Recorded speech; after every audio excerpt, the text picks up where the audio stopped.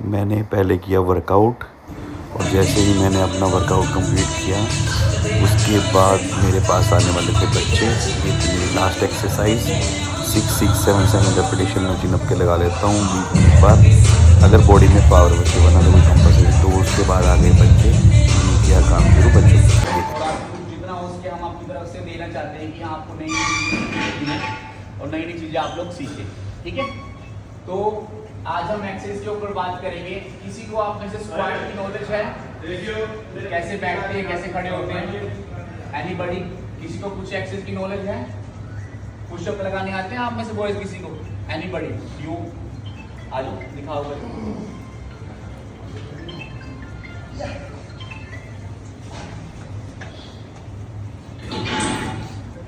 देखिए ये जो लगा रहे हैं आप, ये है हमारे हिंदू पुशअप्स, ठीक है।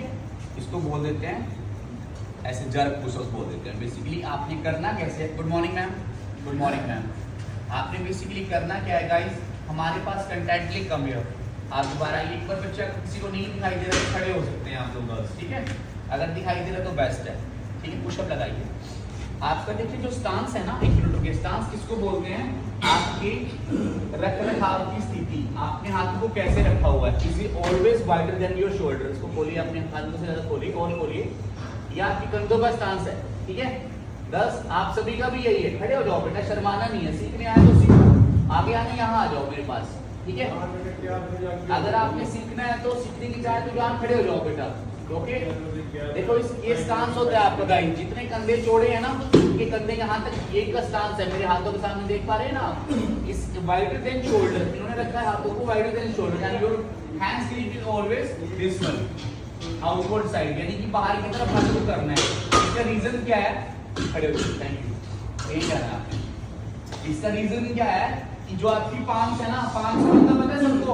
हथेलियां, ठीक है। जहां पर हमारे मसल्स की, हमारे धागे की लकीरें होती हैं, हथेलियां, पाम्स। हमने हमेशा जब भी कोई एक्टिविटी करनी है, पुशिंग मसल्स की, we have a 3 type of muscle, pushing pulling, okay. एक क्लीन एंड जर्क मसल होते हैं। पुशिंग पुलिंग हमारे पास कौन कौन से मसल होते हैं? पुशिंग एंड पुलिंग, दो हमारे मेन मसल होते हैं। पुश मसल कौन से होते हैं? Chest, shoulder, try. जो आपके पुशिंग मसल है वो है चेस्ट, शोल्डर, ट्राइसेप्स। याद रखना, मैं तो कहता हूं क्लियर है, समझ रहे हो ना? सबका बेस देखिए, ये होता है पुल, यानी कि करूंगा मशीनों पे कैसे पुल होता है, कैसे पुश होता है, उस तरह ये एक्सरसाइज बनी हुई है। एक्सरसाइज के नाम कैसे बनाए हैं साइंटिफिक तरीके से? साइंटिस्ट ने, बॉडी बिल्डर्स ने, जो ट्रेनर्स होते हैं, कैसे नाम बनाते हैं? इसी तरीके से, पुश एंड पुल मसल से, ठीक है। अब हम हथेली को दबा रहे हैं तो हमारा कौन सा मसल एक्टिवेट होगा? पुश या पुल? एनीबॉडी? बच्चे बताओ। मैं हथेली को दबा रहा हूं, आवाज आनी चाहिए। युवा हो हमारे देश के आप, जोश होना चाहिए आपके अंदर। देखो मेरी आवाज में कैसे जोश है, क्लियर है? कॉन्फिडेंस लेवल होना चाहिए आपका। अब मैं इसको दबा रहा हूं तो कौन से मसल एक्टिवेट हो रहे हैं गाइस? पुश मसल हो रहे हैं ना? सबको क्लियर हो गया? कौन कौन से मसल होते हैं पुशिंग मसल्स? ट्राइसेप। याद रखना है, अपर बॉडी के 3 ही मसल पुशिंग मसल होते हैं, chest, shoulder and tricep muscle, clear है? अब हम बात करते हैं पुलिंग मसल्स। बहुत बढ़िया। अब हम बात करते हैं पुलिंग मसल्स की। अब मैं इसको हथेली को यहाँ से खींच रहा हूँ, सपोज करो ये जो वायर इज देयर, मैं वायर को खींच रहा हूँ, तो मेरे कौन से मसल एक्टिवेट होंगे? एनीबॉडी? फटाफट गैस करना चाहिए। पुश का अपोजिट क्या होता है? पुलिंग मसल, क्लियर है ना? हमारे पास 3 टाइप के अपर बॉडी में पुलिंग मसल होते हैं, that is back, trap and biceps. That is back, latus dorsi, trapezius, जिसको हम बोलते हैं कॉलर, शर्ट का कॉलर जहां आता है, ये हमारा ट्रैपीजियस मसल होता है। मैं आपको दिखाऊंगा, डायग्राम के द्वारा सिखाऊंगा कि कैसे कैसे मसल को ट्रेनिंग करने से पहले हमें कैसे कैसे एक्टिवेशन करना है सर, ठीक है। खड़े हो जाओ। सोचो कि कोई रोबोट सामने खड़ा है और रोबोट को जवाब देना है, ठीक है। कौन कौन से पुलिंग मसल होते हैं? Always concentrate on your posture, clear है ना? पुलिंग मसल कौन कौन से होते हैं? Good job. अब पुशिंग मसल कौन कौन से होते हैं? सीधा एकदम स्पीड, ठीक है। ये आपको जगाने के लिए था। अब देखिए, इसके अंदर 2 पार्ट होते हैं, 3 पार्ट। ये हमारा क्वाड्रिसेप्स, क्वाड्स के साथ आया, शोल्डर के साथ सामने गलत है, सही लॉक कीजिए, हमेशा ये लॉक करना है, दैट इज नॉट।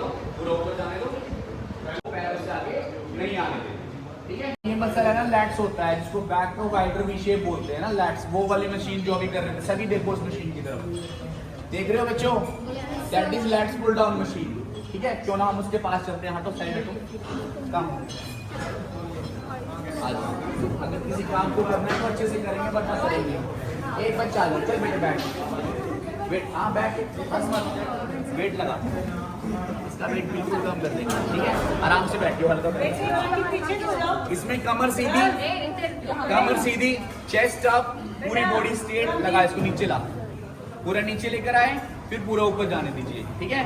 और जो इनका ये वाला मसल चल रहा है, that is latus dorsi muscle, latus dorsi muscle, outward width of your back, clear है। छोड़ दीजिए बेटा, छोड़ दीजिए। ये हम बैठो बेटा, प्लीज सिट डाउन। बैठ जाओ फ्रंट पे, ऐसी बैठ जाओ बस आप। हाँ, that is our city drawing machine. हाँ जी, लेग इसके इधर, यहाँ पे ये दोनों स्टेप दे रखे नीचे। हाँ, ठीक है। हम जो एक्सरसाइज लिख रहे हैं 4-5, वो आपने गूगल से भी सर्च करने के साथ में सही बताई है सर, वैसे तो नहीं पका रहे हमें। उसके बाद straight arm pull down, straight arm pull down में हम वहां पे रॉप लगा के एक्टिविटी करेंगे। स्ट्रेट, देखो साइंटिफिक बात समझ आ रही है, स्ट्रेट आर्म पुल डाउन, बाजू को सीधा रख के खींचिए, हिंदी समझ आ गई। स्ट्रेट आर्म पुल डाउन, बाजू को सीधा रखिए, इंस्ट्रक्शन बोल रही है ना, वर्ड बोल रहे हैं, straight arm pull down, clear. Exercise बन गई, ऐसी एक्सरसाइज बनती है, आप करो। सिटी ड्राइंग यहाँ से पकड़ो बेटा, हाँ ऐसे, गुड। आगे रखो बॉडी को, आगे लगा लो, हाँ ऐसे। इसको नॉर्मल जाने दो अपने, हाँ जाओ पीछे ऐसे, फिर पूरा आगे, पूरा आगे, ठीक है। ये मशीन समझ आ गई। दूसरी सिटी ड्राइंग स्ट्रेट आर्म पुल डाउन के लिए वहां पे कर देंगे। दोनों ने म्यूजिक लगाया हुआ है भाई, कोई नहीं लगा, साइड परफॉर्म करेगा एक बार स्ट्रेट आर्म पुल डाउन। चल, अगर मैं भी यहाँ पे आपके साथ हंस के बात करूंगा तो आपका फोकस टूट जाएगा। कभी भी पढ़ते समय, कोई कार्य सीखते समय, कभी भी अपने आप को ना तो स्माइलिंग मोड में लेके जाइए, कभी नर्वस मोड में लेके, उसको कंसंट्रेट पे डालिए, फोकस। भले ही उस काम को 15 मिनट करो, बट करो एकाग्रता से। ऐसा नहीं ध्यान किताब खोल रखिए और ध्यान खेल में बैठा, क्रिकेट खेल लेता भाई, उसका कोई फायदा नहीं, ठीक है।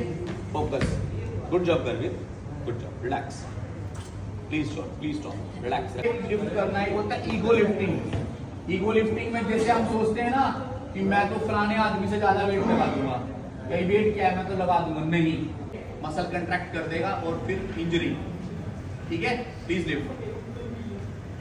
सबसे पहले सेफ्टी है, कमर सीधी कीजिए, घर पे बिल्कुल सीधा बैठिए, पीछे हो जाइए, ग्लूट पीछे लाइए, कमर सीधी, बाजू को पूरा खोलिए, आगे full range of motion, full range of motion, पीछे हल्की सी एल्बो बैंड करके आइए, गुड जॉब।